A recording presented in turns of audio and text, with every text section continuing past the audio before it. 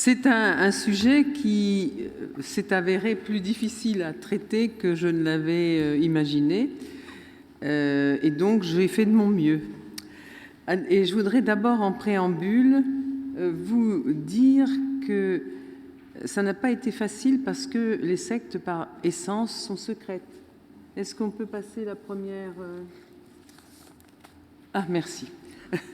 Donc, ça explique la difficulté que j'ai eue à trouver des informations sérieuses, crédibles et relativement récentes, parce qu'on peut trouver beaucoup de choses, mais assez anciennes. Je me suis donc appuyée sur des documents aussi sérieux que possible, en particulier sur une étude de la Miviludes, Mission interministérielle de lutte, merci Philippe, Mission interministérielle de lutte contre les sectes, dont j'ai été membre, de manière très courte, mais enfin quand j'étais sénatrice, et sur des ouvrages d'anciens adeptes de sectes et sur des enquêtes journalistiques. Alors, qu'est-ce qu'une secte? J'ai pris des définitions du... En réalité, chacun d'entre nous a son idée de ce qu'est une secte, et ceux qui en ont une idée très précise, ce sont ceux qui ont un membre proche, une personne proche d'eux, dans une secte dont ils n'ont plus généralement de nouvelles. Alors j'ai pris la définition du dictionnaire. C'est un ensemble de personnes qui professent une même doctrine philosophique, religieuse, etc. Et puis ça peut être aussi un groupement religieux clos sur lui-même et créé en opposition à des idées et des pratiques religieuses dominantes. Ces pratiques religieuses dominantes sont jugées par les adeptes de la secte comme infidèles à ce que le groupe, la secte, considère comme la vraie foi. Donc c'est très pervers, puisque vous avez des groupes qui partent par exemple de la religion catholique, mais aussi de la religion protestante ou d'autres religions qui nous sont plus étrangères, comme des religions asiatiques, et qui décident que ce qui est dit depuis des centaines d'années, pour pas dire des milliers d'années, c'est pas bien, c'est pas exact. Ce qui est exact, c'est que c'est ce que le gourou préconise. Et c'est comme ça que fonctionnent toutes les sectes, ou presque toutes les sectes. Alors, elles adoptent, les sectes, les membres des sectes adoptent sous la conduite d'un guide une attitude fondamentaliste vis-à-vis des structures et des dogmes répudiés. Ces sectes font la promotion d'une existence centrée sur la conversion personnelle et le refus de toute médiation de type sacerdotal. C'est-à-dire qu'il n'est pas question que quelqu'un de la religion ancienne vienne dire « mais c'est pas tout à fait ça qu'on vous a enseigné, c'est pas ça qui est la vraie religion ». Donc, et il arrive que certaines sectes réussissent à se faire reconnaître comme de véritables congrégations ou églises. C'est le cas de la scientologie et des témoins de Jéhovah. En France, les parlementaires se sont intéressés aux sectes et à leur influence inquiétante. Et en octobre 1999, à la suite de rapports très approfondis de députés, les parlementaires ont créé la Miviludes, dont je vous ai parlé tout à l'heure, qui est donc la mission interministérielle de lutte contre les sectes.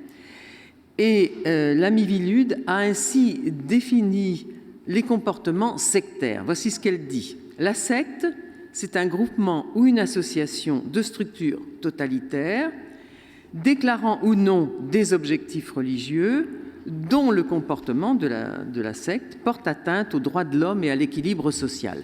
C'est donc un danger public, les sectes, car elles portent atteinte à l'ordre public et à l'équilibre social. Pour la Miviludes, alors, il faut savoir que les sectes qui ont une définition dans le dictionnaire n'ont pas de définition dans la loi. Dans la loi, il n'y a que des dérives sectaires. Parce qu'il faut bien savoir qu'en ce qui concerne les sectes, toutes les personnes qui en sont victimes, et là je parle des familles, puisque les victimes elles-mêmes sont consentantes, je parle des familles, toutes les familles essaient de sortir le membre de leur famille, souvent leurs enfants, mais quelquefois leurs parents, qui sont tous majeurs généralement, essayent de les sortir de la secte, mais au nom de quoi? au nom de rien, puisque cette personne est volontairement dans la secte.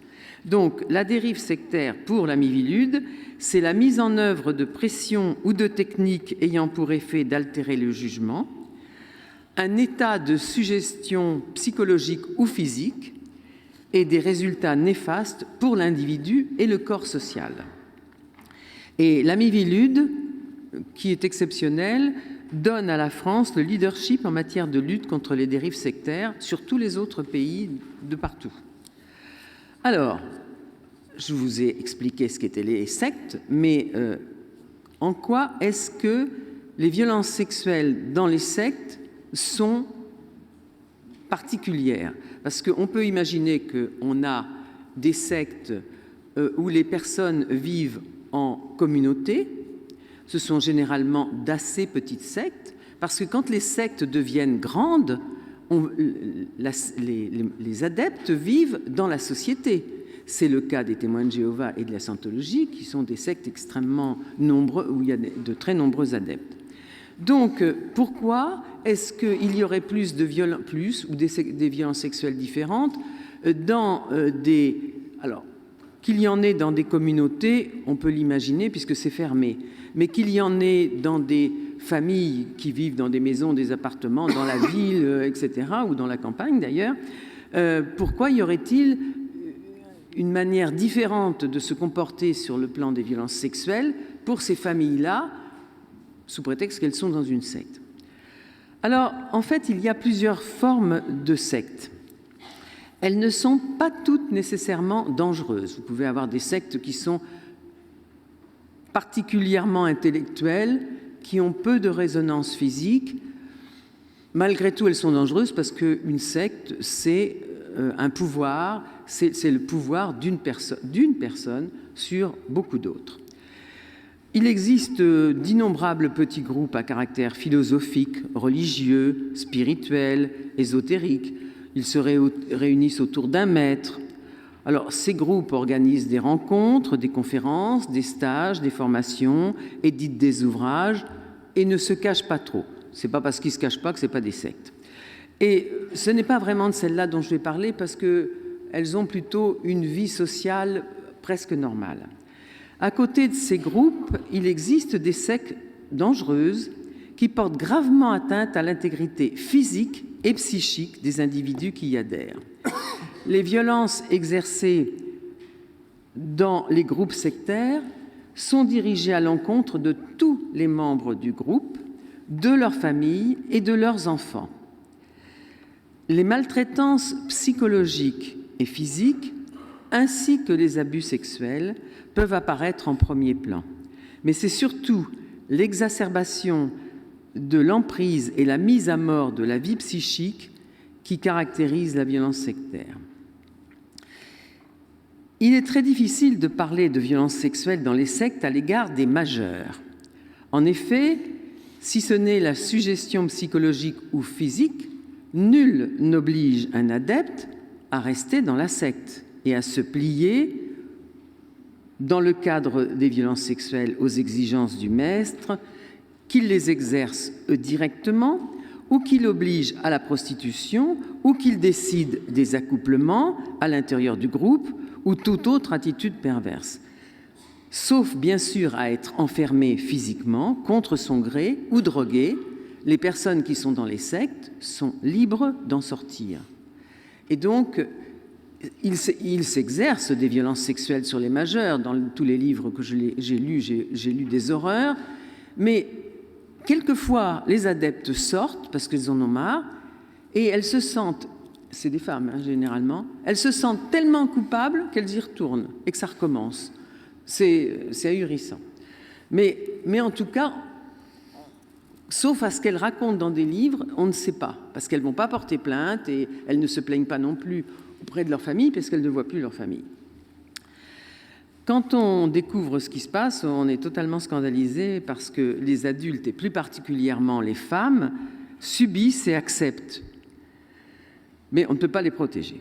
Les hommes peuvent aussi accepter certaines contraintes physiques qui paraissent ahurissantes.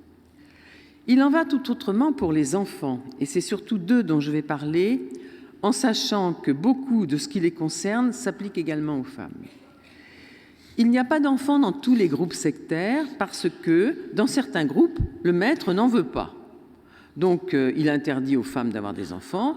Si elles sont enceintes, il les oblige à avorter. Et si elles ont des enfants avant d'arriver dans la secte, eh bien, elles doivent les laisser à l'extérieur ou bien elles ne rentrent pas dans la secte. Dans la plupart des autres, l'enfant est considéré comme un objet, support de toutes les projections et fantasmes du maître.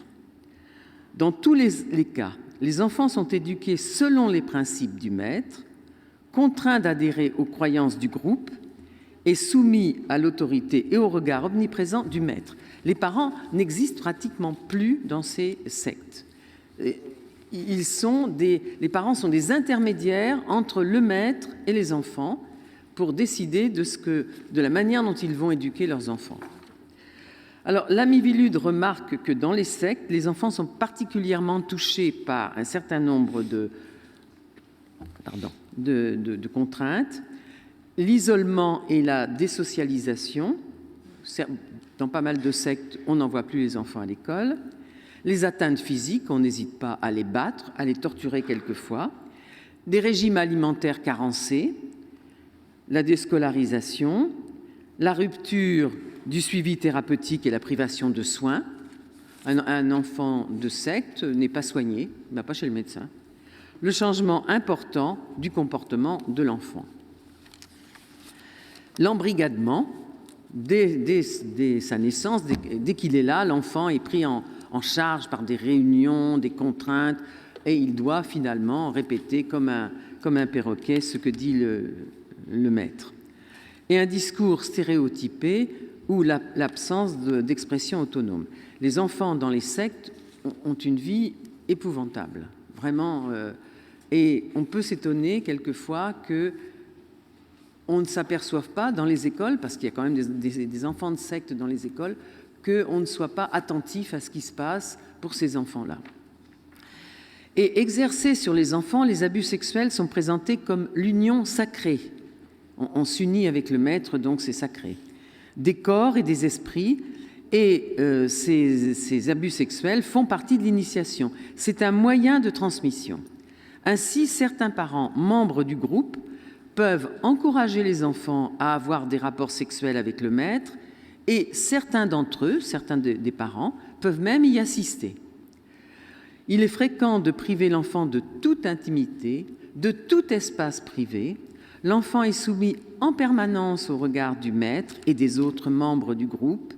Il peut même se retrouver à dormir dans le lit du maître ou d'un autre membre du groupe, à partager la salle de bain sans pouvoir s'y enfermer seul. Il va sans dire que dans des cas comme cela, les cadres de référence auxquels nous sommes si attachés à SVS sont totalement inexistants pour que l'enfant construise sa propre sexualité.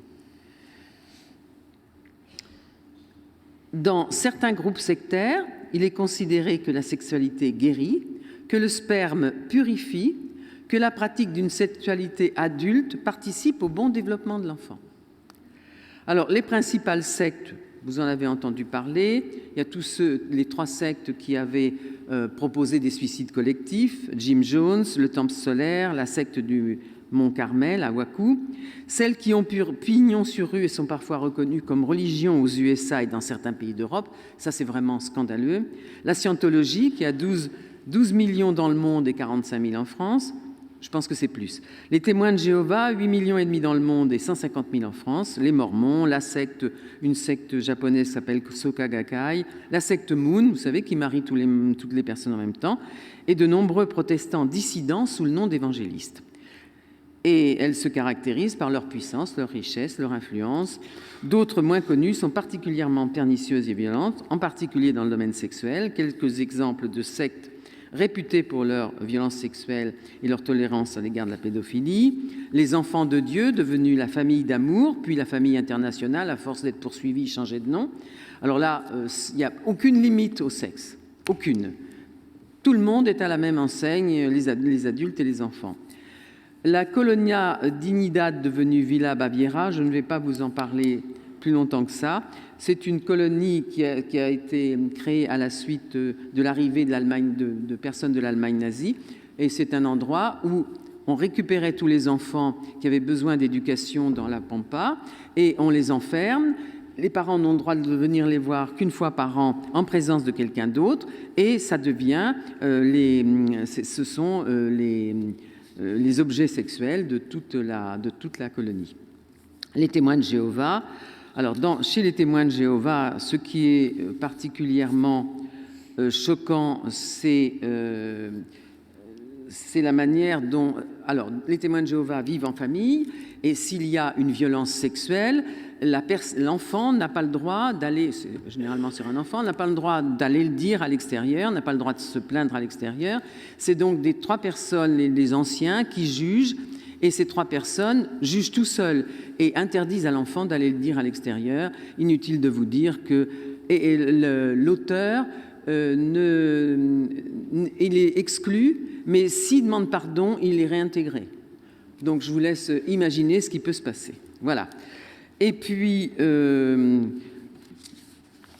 ne sais plus où est mon papier, mais c'est pas grave, je vais le retrouver.